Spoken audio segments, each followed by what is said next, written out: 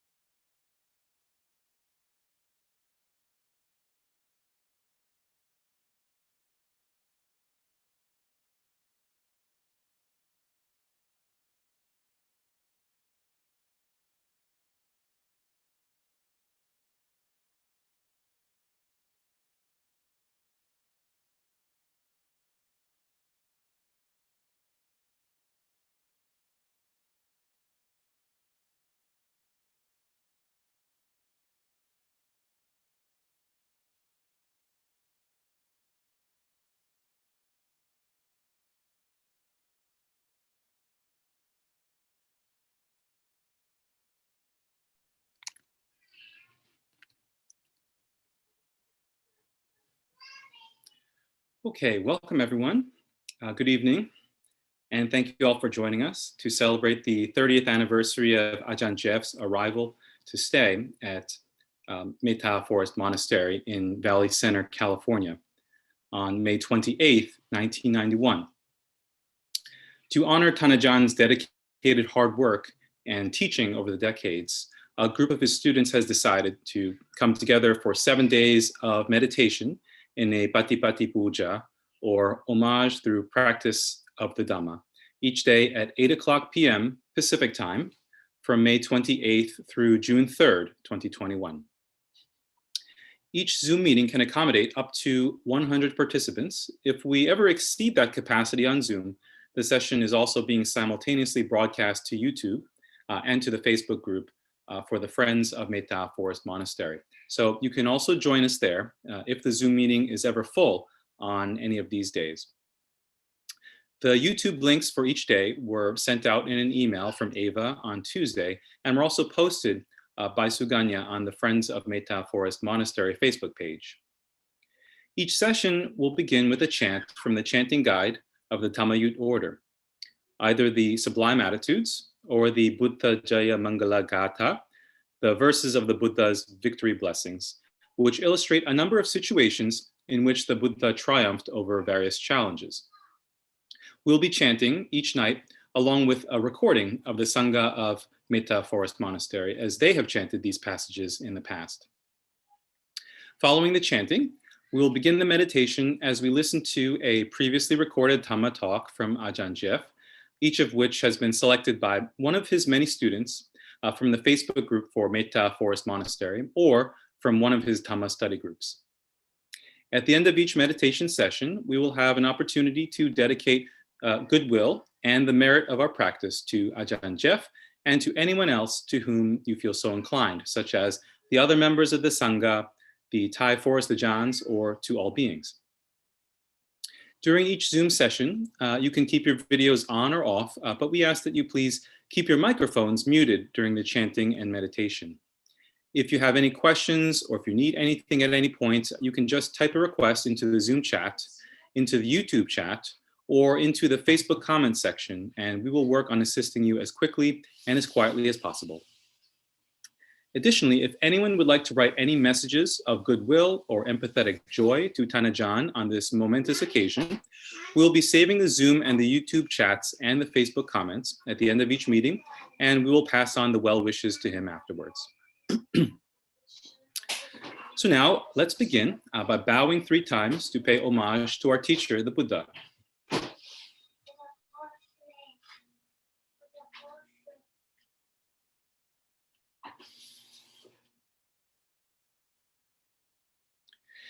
And now, let's bow 3 times to pay homage to our teacher, Ajaan Geoff.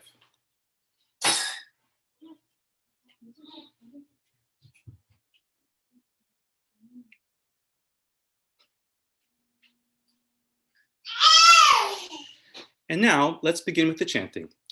Tonight, we will be chanting the Buddha Jaya Mangala Gatha, the verses of the Buddha's victory blessings, along with a recording of the Sangha of Mettā Forest Monastery chanting this passage.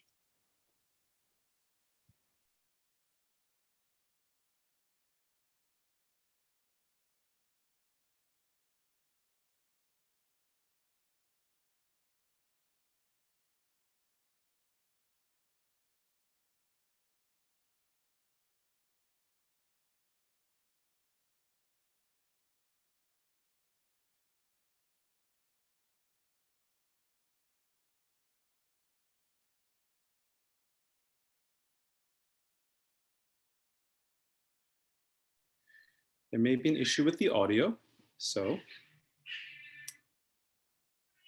1 second. Can you guys hear the chanting? No, okay. So let me see. So Ganya, do you want to try to adjust the audio, or do you want me to try to share it myself?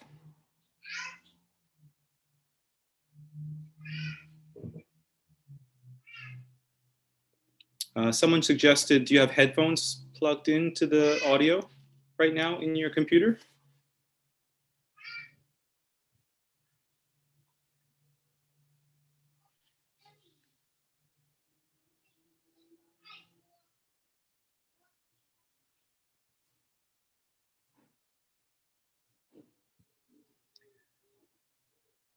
Cinchaya dutavachanang chanakaya majhe Sante naso mavidina chitava mulindo Dande jasa bhavatu te jaya manga. You want to just restart from the beginning?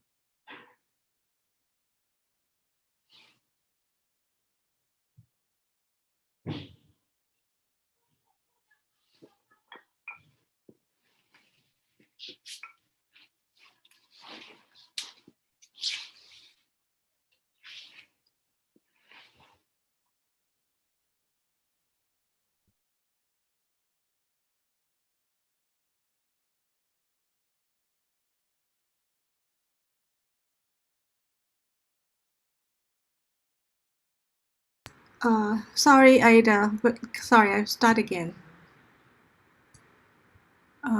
Did you, the sound didn't come out? The sound came out later after you adjusted something. It started playing. Oh, okay.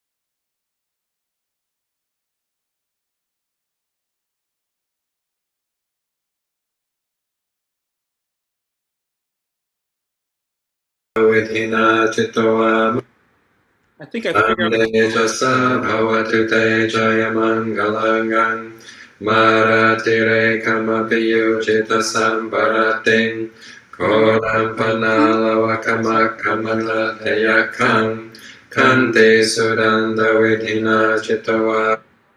I think what it is if you're muted, then the sound doesn't come through. So maybe okay. you have to unmute and then share it. Okay. Sorry.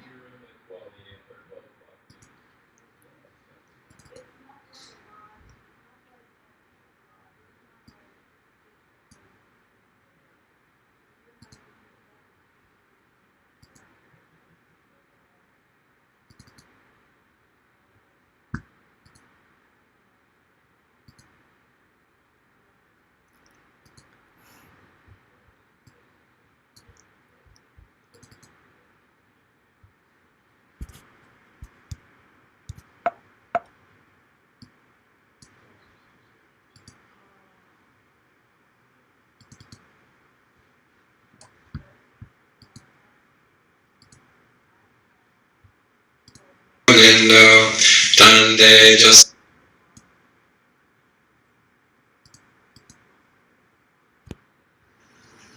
Bahung Sahasamabhinimmitasa Udhantang Reme Kalang Udita Kora Sasena Marang Anadi Dhamma Vidhina Chitoa Munindo Tande Jasa Bhavatu Te Jaya Mangalangang Maratire Kamapiyu Chita Sambarating Koram Panalawakama Kamata Teyakang Kante Sudanda Vidhina Chitawa Munindo Tande Jasa Bhavatu Te Jaya Mangalangang Nalangiringa Jawarang Atimata Bhutang Nawangi Chakamasane Vasudarunantang Mettā Vidhina Chitawa Munindo Tande Jasa Bhavatu Te Jaya Mangalangang Uketa Kangamati Hatta Sudarunantang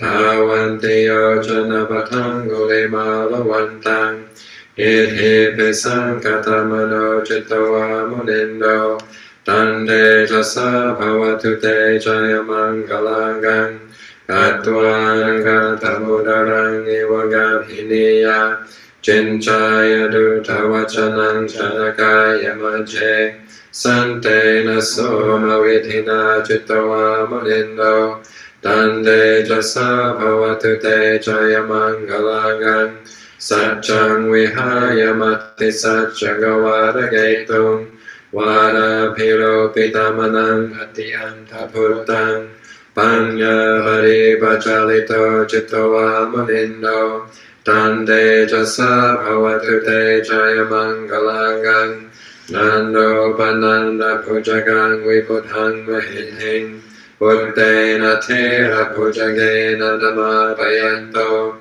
Idhu Padesa Vitina Chitawa Munindo Tande Jasa Bhavatu Te Jaya Mangalangang Dunga Haditi Pujagena Sudata Hattang Brahman Visuddhi Jyotimeti Bhagabhitanang Jhāna Gadena Vidhina Chitawa Munindo Tande Jasa Bhavatu Te Jaya Mangalangang Eta Vibhuta Jaya Mangala Arthagatha Yo Vachano Dinadine Sarate Matandi Hittuanane Kavividhani Chupatavani Mokhang Sukhang Adhigameya Naro Sapanyo.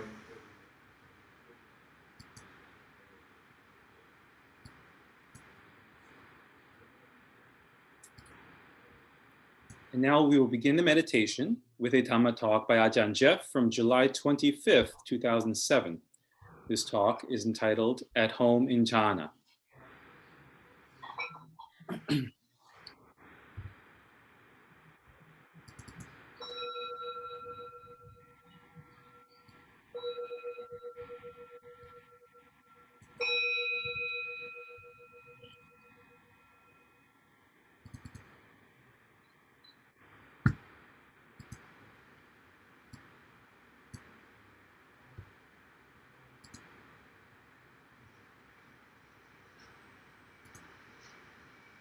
As the Buddha once said, there is no happiness other than peace.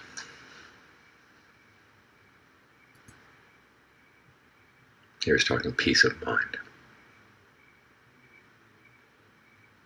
We might think that there are forms of happiness you get from very aroused states of mind, very active and running around states of mind.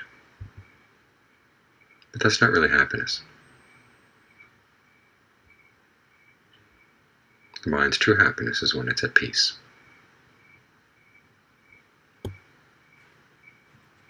It's so rarely at peace. It's traveling around all the time, jumping from one thought to the next. If you ever took a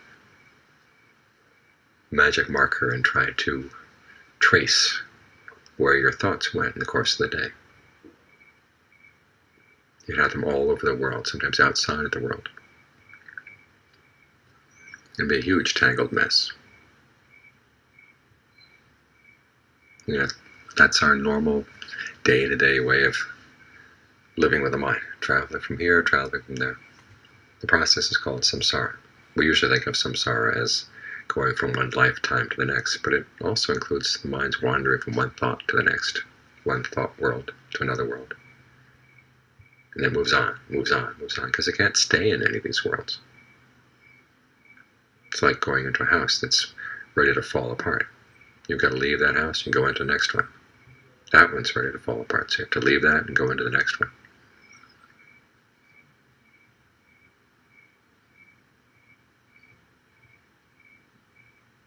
No wonder the mind gets worn out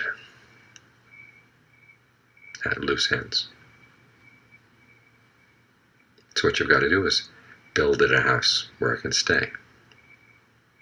Ultimately, of course, that statement of the Buddha, he sees the house builder and he will not build a house again. That's awakening. But before you get to that point, you've got to learn how to build good houses. That's why we practice concentration. To give the mind a place where it can stay and gather its energy, gather its strength. And know at least some peace of mind along the path. We just chanted the different factors of the path. And the first one the Buddha himself discovered was right concentration. You probably know the story. He was practicing austerities for 6 years.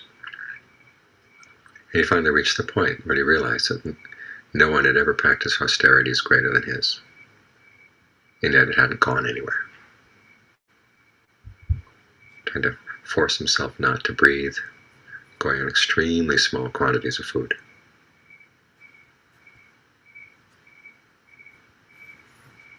And it still hadn't brought him the peace of mind, the awakening it sought. Now, the fact that he was able to stop and take stock of this is one of the really amazing points in this story of his life. Because you can imagine what kept him going all those 6 years, if not a sense of pride.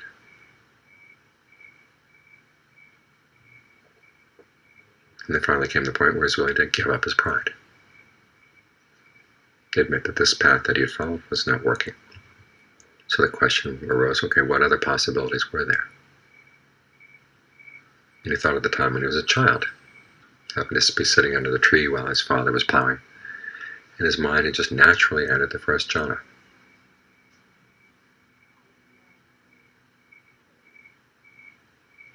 Directed thought, evaluation. In other words, apparently directing his thoughts to the breath.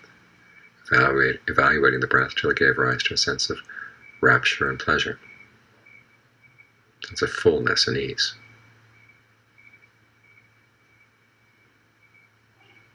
That came from his mind's not being involved in any kind of unskillful thoughts at all. And he asked himself, could this be the way? And the response arose in the mind, yes. So he followed that way. And as he discovered, there were other factors in the path as well. But right concentration was the central one. These different levels of jhana. These are home for the mind. You can settle down with the breath and a sense of ease and well-being.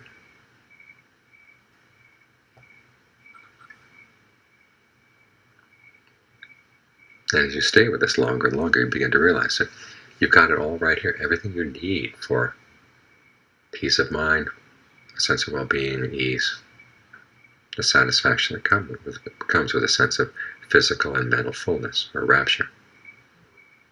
You can find it all in the breath. It's simply a matter of sticking with it and getting a sensitivity to what kind of breathing really does feel good right now.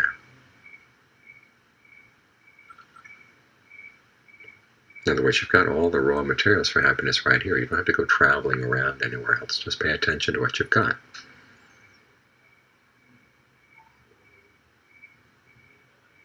The mind has a habit of fabricating things, so have it fabricate right concentration. You've got the breath, which is physical fabrication. You've got directed thought and evaluation, which are verbal fabrication. Then you've got feelings and labels or perceptions. Those are mental fabrications. So instead of fabricating worlds outside, thought worlds that can go who knows where.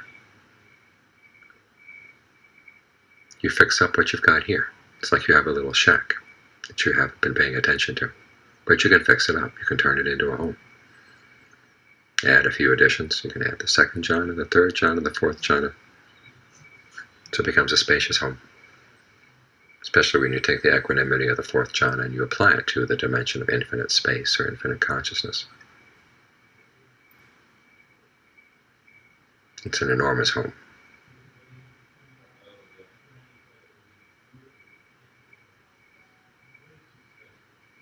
But everything you need is right here. It's simply a matter of taking the time and developing the sensitivity so you can stop your wandering around and develop what's called a Vihara Dhamma, or home for the mind. And when your home is comfortable enough, you can light it, you can decorate it in all kinds of ways. In other words, you can take this house of the present moment and turn it into a real home.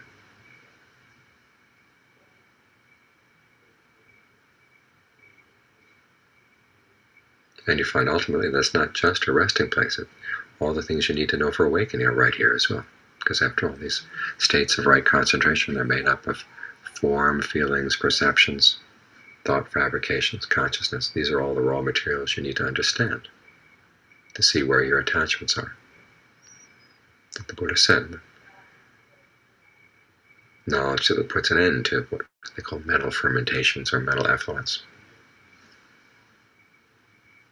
The things that darken the mind, that trouble the mind. The knowledge that puts an end to these things comes from being in one of these states of jhana, or any of the formless attainments that are built on jhana. Because you turn around and you look at the state of concentration you've got. After having constructed it, you would deconstruct it. Look at the raw materials you've got. You see that no matter how wonderful of a house you've built, it's still subject to decay. It can fall apart. It depends on the effort of fabrication to maintain it. And when you see that, you get disenchanted with it, then you can let that go as well. And instead of suddenly finding yourself back out on the street without any shelter, you're actually in a place where you don't need shelter anymore. You've gone even beyond the need for a home.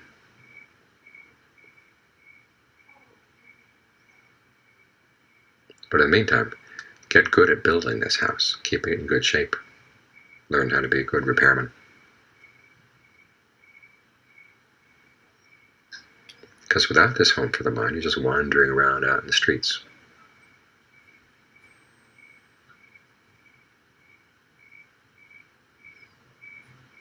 With it, you've got shelter for the mind. You've got a place where you can fix food for the mind. It's a place to rest, a place to sit and examine yourself to gain knowledge. This is one of the really amazing things about the Buddhist teachings. Everything you need to know for true happiness is right here. It's simply you haven't sensitized yourself to it enough. You haven't understood properly how you take the raw materials you have here and have been creating suffering out of them. And you haven't realized that you don't need to create suffering. You can create a sense of ease and well-being. You can take these raw materials that you've been carrying around as loads and you place them down on the ground and they turn into a path. They can take you to true happiness.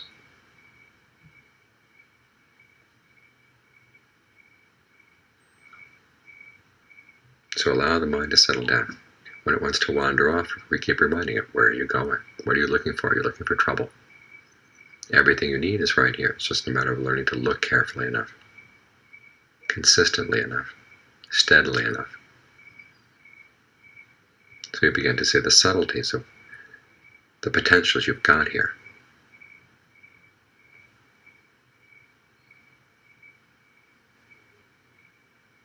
So that this house of the present moment does become a home.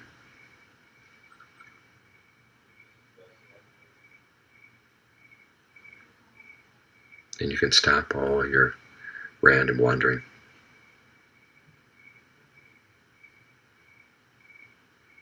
allow the mind to find a peace that really is a true happiness. It's so true that ultimately when you find the highest level of happiness, it's a happiness that doesn't have to depend on anything at all. In the meantime, the happiness of jhana depends on being mindful, being alert,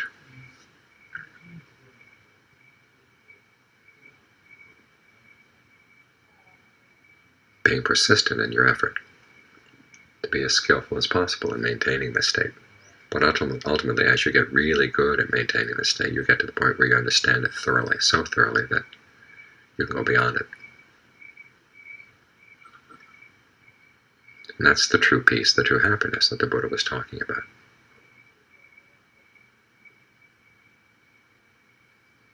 It's simply up to you to decide if you want to find it within yourself, or you're just going to leave it as words that the Buddha said. Everything he said was for the sake of us to put it into practice. He never philosophized simply for the sake of philosophizing.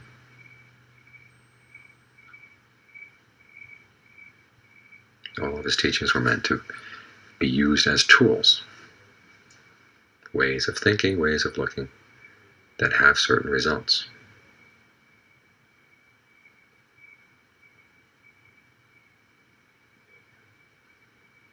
It's all aimed at putting an end to suffering and bringing about true happiness. So make sure that the tools that the Buddha left for us get put to good use. If you use them for the purpose for which he intended them, you're going to benefit.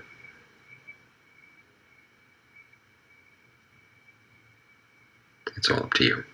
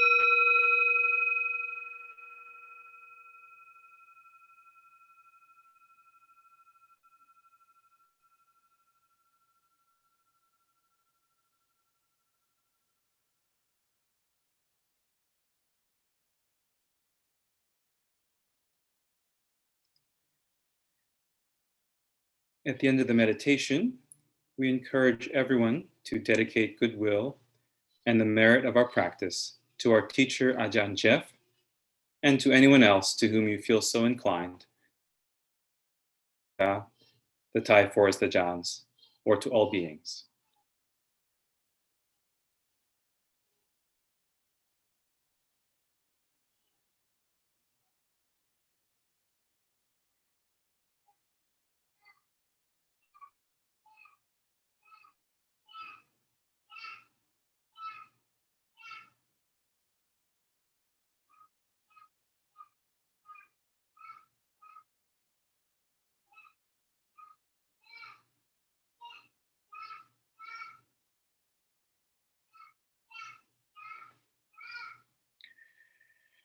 And now you can open your eyes.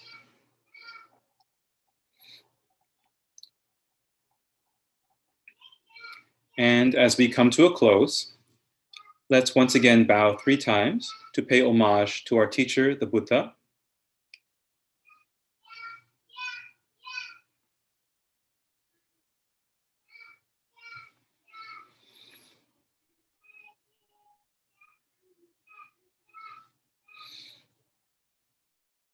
Let's bow 3 times to pay homage to our teacher, Ajaan Geoff.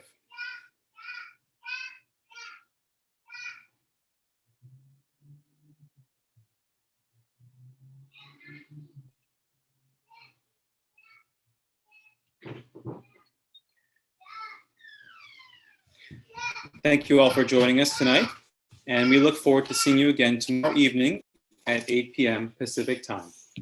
May all beings be happy.